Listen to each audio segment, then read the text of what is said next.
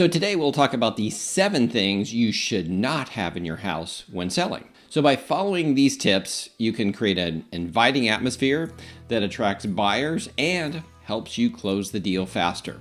So you want to have the buyer to have a positive experience. And the more inviting your home is to the largest audience, well, the more the buyers can envision themselves living there and being comfortable. I don't know why I ever leave this place. I've got all the company I need right here. Well, maybe not that comfortable, but you get the idea. I'm Harold Powell, and if you want to stay up to date on all things real estate for Ventura and the surrounding areas, well, I suggest hitting the subscribe, like, and bell icon to be notified of future content.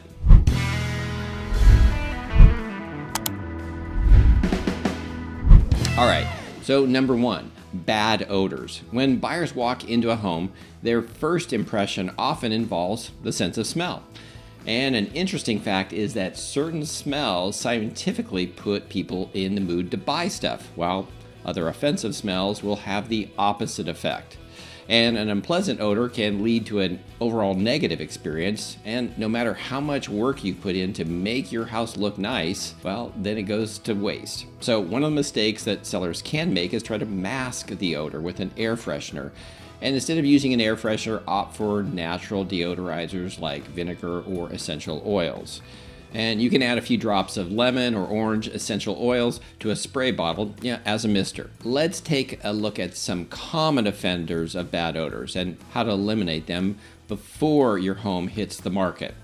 Number 1 is smoke and pet odors.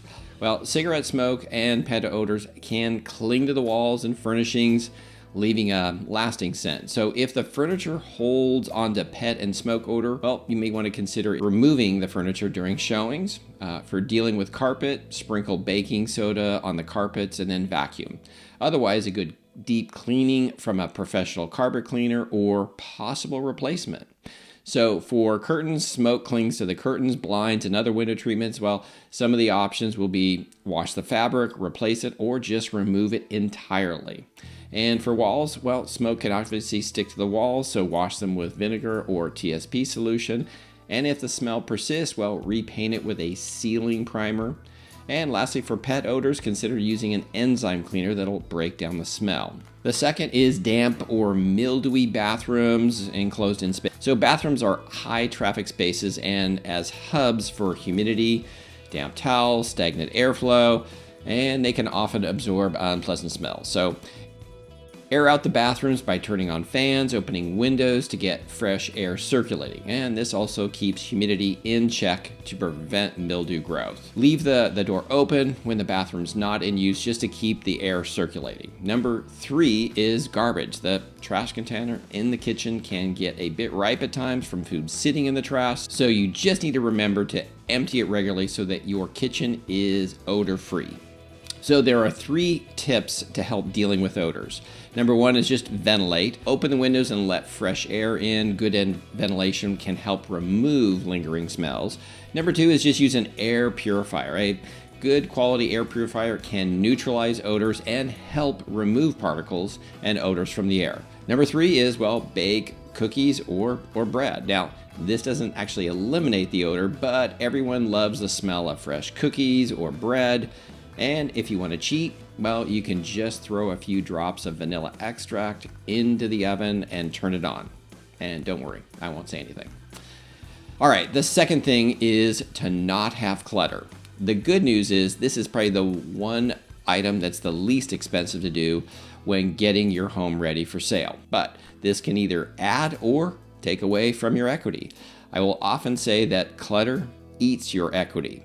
So when you have less stuff in the living space, it appears bigger and the buyer's perception is everything. So if you have a 3,000 square foot home and it's too full of stuff, well, it can feel like 2,500 square feet.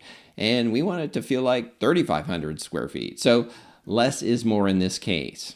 You want to aim for a layout that allows buyers to move freely and see the full potential of each space. So we don't want it to feel cramped. So be mindful of that when buyers are comparing homes. They're basing their decision on how the space feels. Which brings me to my next point on clutter. You never want to block any doors, walkways, windows, or even fireplaces.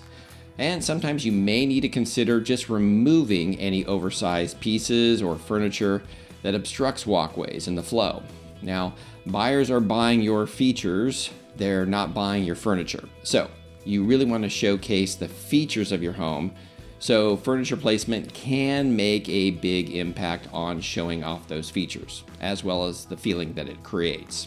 All right, so moving on to the third thing to not have in your house. Well, that's personal items. And one of the goals is to depersonalize your home so that the buyer can envision themselves living there.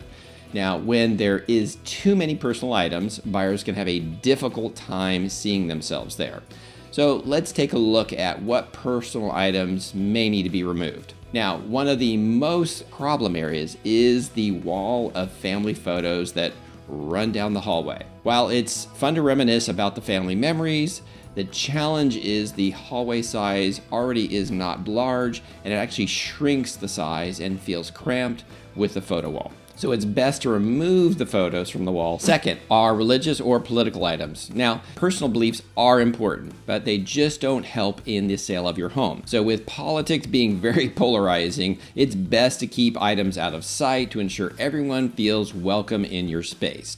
Next is personal collections. Whether it's collectibles, sports memorabilia, art, these items can be very distracting to the purchase process and may not appeal to everyone, so it's best to remove and opt for more neutral decor. Lastly, in regards to personal items, just as a safety tip, you should remove or lock up personal documents like credit cards, driver's license, checkbooks, and the same goes for medications. You just should remove prescription medications and other personal items of value from cabinets and drawers. All right, so moving on to the fourth thing you should not have in the house, and that is visual repairs and maintenance issues. When potential buyers walk through your home, their eyes naturally gravitate toward any flaws.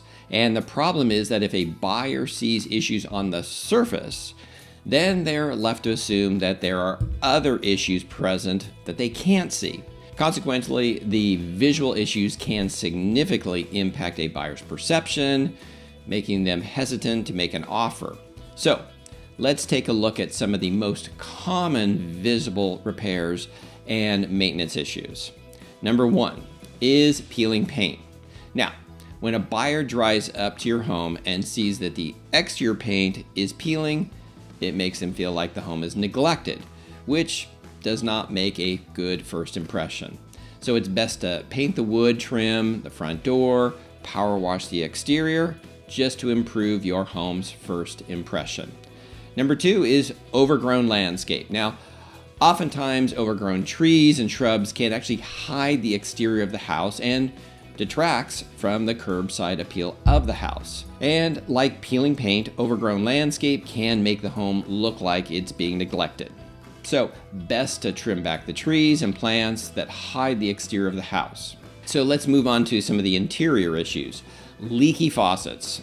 A dripping faucet suggests obviously neglect, but also raises concern about plumbing issues. And additionally, I will say with our local water being so full of minerals, hard water deposits are a problem. And deposits will start to corrode the faucets and raise a red flag of neglect. So it's best to replace those. The second would be ceiling stains. Ceiling stains can indicate a more serious problem like a plumbing or roof leak that could impact the value of the home sale and make it difficult. Once the repair is fixed, you'll want to paint the ceiling since it creates a repair concern for buyers, even though the repair has been completed. All right, so let's move on to cracked and dirty windows. Cracked or dirty windows should be replaced, and dirty windows actually can detract from the home's visual appeal.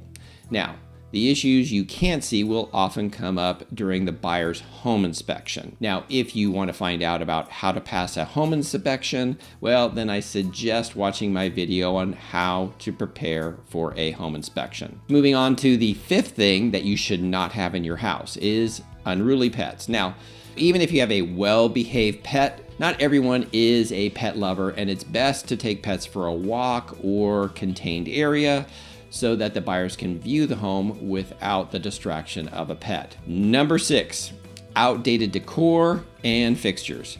While our decor reflects our personal style, it is important trends can quickly become dated. While we all have personal preferences that we like, when selling your home, you need to opt for neutral tones and classic designs to, again, appeal to a wider audience. So let's take a look at the list of outdated features that can impact the sale. Dated fixtures. Think about light fixtures, faucets, and cabinet handles. Styles from a decade ago or more may not resonate with today's buyers. And replacing light fixtures, cabinet hardware is really a quick way to modernize your space. Now, generally speaking, look for sleek contemporary designs that match the appliances or other hardware. And fortunately, this is a relatively inexpensive replacement, but a great visual enhancement. Next would be worn or stained or outdated carpeting. The stained or outdated carpet can drag down the entire look of a room. Hardwood floor, LVP, or laminate floors are often preferred. And if new flooring isn't in the cards, consider a deep cleaning for carpets or using area rugs to enhance the space. And if you're considering a flooring replacement, I suggest watching my video on Don't Choose This Flooring if you're selling your home. Next is dated wallpaper and paint color. So bright or bold colors are, again, more of a preferential style choice, since the goal is to appeal to masses, and going with neutral tones allow more buyers to envision their style. And wallpaper, well, can become outdated very quickly, and a fresh coat of neutral paint can clean up the scuff marks and do wonders for your home's appeal. And quite honestly, it's one of the least expensive items to do. Next is bathrooms. Well, we've all seen it. The floral wallpaper, old Formica countertops, gold veined mirrors can really date the home. And small changes like paint, updated light fixtures, faucets, new towels, and a fresh shower curtain can transform the look of the bathroom. Lastly is old appliances or outdated appliances. And appliances such as a stove can make a kitchen look less functional and appealing. Realistically, when I work with a seller, some of these things are not done, since they often have a budget of how much they can spend. So it's important to make a list of items, get estimates, and then prioritize what things will be done based on what is going to bring the best rate of return on that investment. All right, number 7. Now, this may surprise you. The last thing a seller should not have on the property is the cellar. I know, it's hard to believe that we don't want the seller present during showings or open houses. Understand, it's really all about creating a comfortable environment for potential buyers. When the seller is present, most buyers are very uncomfortable while they're looking at the house. So, the other reason is feedback. Buyers are more likely to share their honest opinions with a realtor rather than the seller. And when the seller is not present, the buyer feels free to discuss what they love, what they don't love about the home. It really helps the realtor be able to gather valuable insights to help the buyer's decision-making process, and to be able to get candid feedback to share with the seller. If the seller is present, the buyer will not want to express their thoughts, questions they may have, since they don't want to hurt the seller's feelings or cause the seller to be defensive. So the benefit of having the seller out of the picture is it allows the buyer to envision the space as their own. They can imagine their furniture, decor, and even the changes they would make to the house without worrying about offending the seller. So when a buyer starts making mental changes to the house to make it their own, well, that's a pretty good buying sign. I should mention a couple seller options just to make themselves scarce during the showings. I've had clients just hang out in the garage area or even the backyard area so that the buyers can walk through the house with their agent during the showing, which works fine. That's really all about creating the best possible experience for the potential buyers. All right, so those are the top 7 things that you should not have on your property when you're selling. And if you enjoyed this video, be sure to give it a thumbs up. Thanks.